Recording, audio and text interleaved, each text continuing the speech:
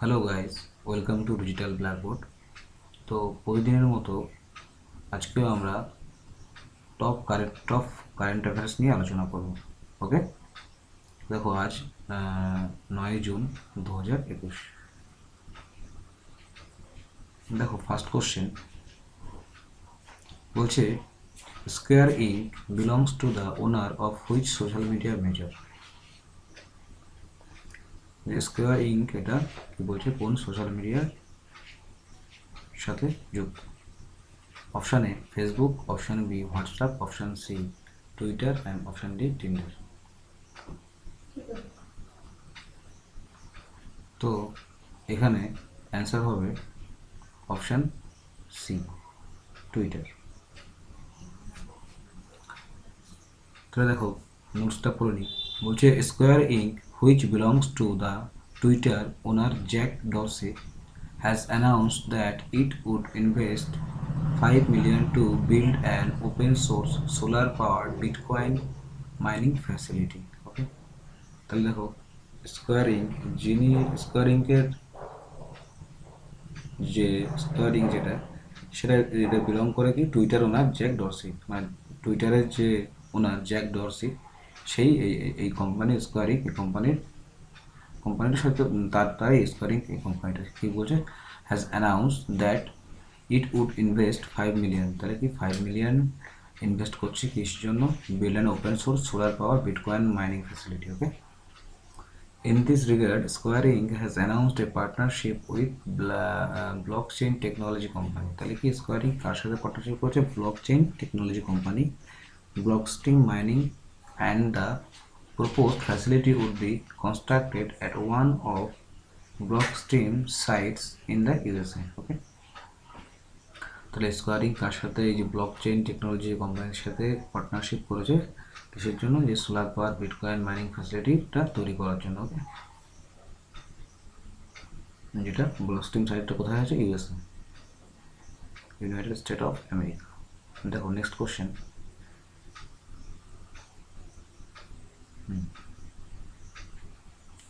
বলছে, जहाँ ভোট वहाँ ভ্যাকসিনেশন। তাহলে जहाँ ভোট वहाँ vaccination campaign is an initiative of which institution. Okay, তাহলে কি जहाँ ভোট वहाँ ভ্যাকসিনেশন। ওকে, তাহলে এটা দেখো অপশান, চারটা অপশান আছে। Option A election commission of India, government of Delhi, home ministry and AIIMS. তাহলে এই যে ক্যাম্পেইনটা কে লঞ্চ করেছে? जहाँ ভোট वहाँ ভ্যাকসিনেশন। তাহলে দেখো এখানে অ্যান্সার হবে option B, government of Delhi.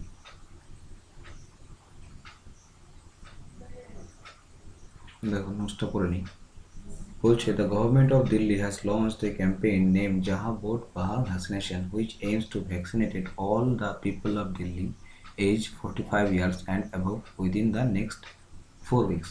তাহলে কি বলছে, আগামী যে 4 উইক্সের 4 সপ্তাহের মধ্যে যে দিল্লি পিপল তারা যেন ভ্যাকসিনেশন পেয়ে যায়, এবং যেখানে যে ভোটের সেন্টারগুলো, যেখানে আমরা যেখানে ভোট দিই সেই সেন্টারগুলোতে যাতে ভ্যাকসিন পৌঁছে যায় এবং সেখান থেকে ভ্যাকসিন যেন সবাইকে দেওয়া হয় the age of 45 years and above. Okay, তাই বলছে যাহা ভোট ওয়াহা ভ্যাকসিনেশন।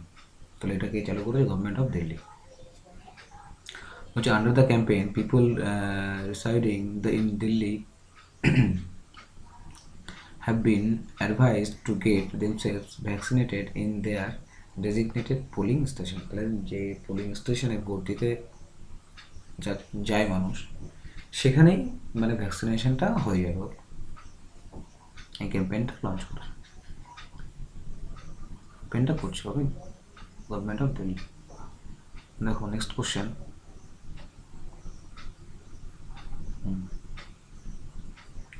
বলছে which intergovernmental group has announced the minimum global tax on multinational companies।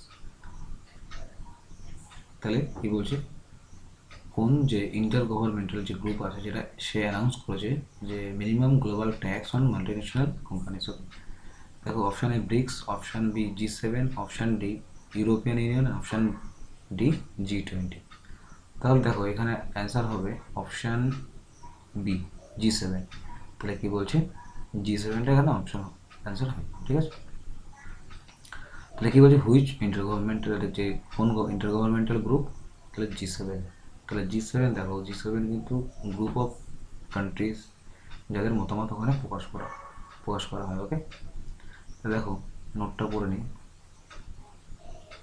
বলছে the group of 7 or G7 advanced economic has recently made an announcement to taxing multinational companies. This would be the maximum global tax rate and its lower floor limit has been fixed 50%. Okay, তাহলে যে G7 যে দেশগুলো আছে তারা কি করছে, একটা advanced economics has recently made an announcement. তাহলে কি এটা অ্যাডভান্সড ইকোনমিক্স করে যে একটা অ্যানাউন্সমেন্ট দিয়েছে, সেটা কি যে মাল্টিনেশনাল কোম্পানিসের ট্যাক্স যে মিনিমাম যে গ্লোবাল ট্যাক্স সেটা রেটটা সেটা ঠিক করে দিয়েছে। তাহলে কি তাহলে যে দেখো বলছে কি লোয়ার ফ্লোর যে লিমিট সেটা হলো 15%। ওকে, দেখো G7 is an intergovernmental organisation companies, যেটা কোন কোন দেশ মিলে আছে একসাথে, Canada, France, Germany, Italy, Japan, the United Kingdom and the United State. তাহলে G7 এ দেখো এই 7টা দেশ আছে। নেক্সট কোশ্চেন,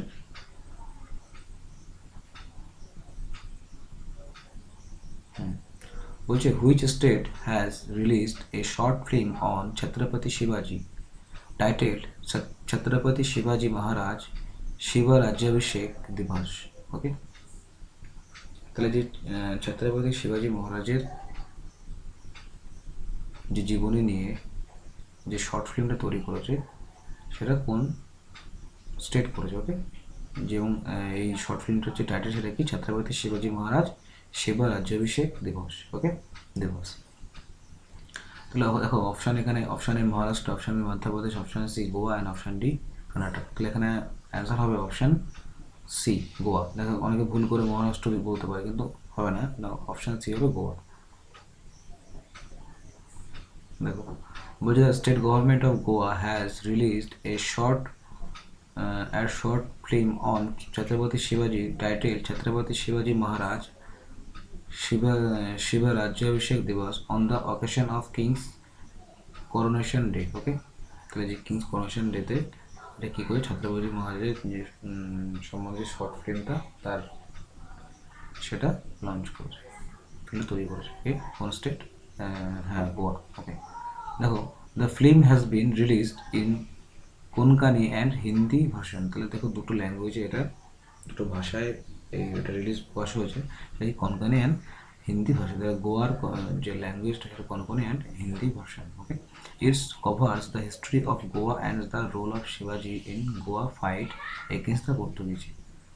ওকে, তাহলে দেখো এই যে শর্ট ফিল্মটা এটা কী করা হয়েছে, কার কী সম্পর্কে বলা হয়েছে, এটা বলা হয়েছে যে এটা যে গোয়ার যে হিস্ট্রি আছে সেই সম্পর্কে বলা হয়েছে, এবং তার হিস্ট্রিতে শিবাজি মহারাজের কি দান এগেইনস্ট দ্য পর্তুগিজ সে সম্পর্কে দেখানো হয়েছে। It is set to restore the forts temples build by the king. ঠিক আছে, রিস্টোর করে fort temple and build by the king, এর দ্বারা যেগুলো তৈরি করা হয়েছে। নেক্সট বলছে database named I Familia has been launched by which organisation. তাহলে কি একটা ডেটাবেস নেম যেটা তার নাম আই ফ্যামিলিয়া, এটা কে লঞ্চ করেছে, তাহলে কে, option A IMF, option B World Bank, option C Interpol and option D CBI। তাহলে দেখো এখানে কি বলছে আই ফ্যামিলিয়াটা কে লঞ্চ করেছে, হুইচ অর্গানাইজেশন। তাহলে এখানে অ্যান্সার হবে অপশান সি ইন্টারপোল। ওকে, তাহলে অ্যান্সার কী হবে অপশান সি ইন্টারপোল। দেখো বলছে the international law enforcement agency Interpol has launched a global database named iFamilia. Okay, this database is aimed to identify missing person using the DNA of family members. তাহলে কি family মেম্বারের যে DNA, সেই DNA সাহায্যে যে missing পার্সনগুলো আছে তাদের শনাক্ত করা হবে, মানে তাদের সব ডেটাবেস এই iFamiliaতে থাকবে। ওকে। আইফ্যামিলিয়া হ্যাজ, দেখো বলছে I Familia has three, sorry,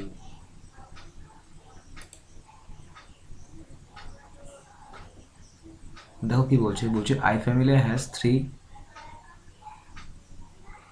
components, namely a dedicated global database on DNA profiles, DNA matching software called Bonaparte, and interpretation guidelines developed by Interpol. Okay, তাহলে কি আইফ্যামিলিয়ার কি তিনটে কম্পোনেন্ট যার এর মধ্যে রয়েছে, যেগুলো কি ডেটাবেস অফ ডিএনএ প্রোফাইলস আর ডিএনএ ম্যাচিং সফটওয়্যার যেটার নাম Bonaparte, and interpretation guidelines develop by Interpol. Okay,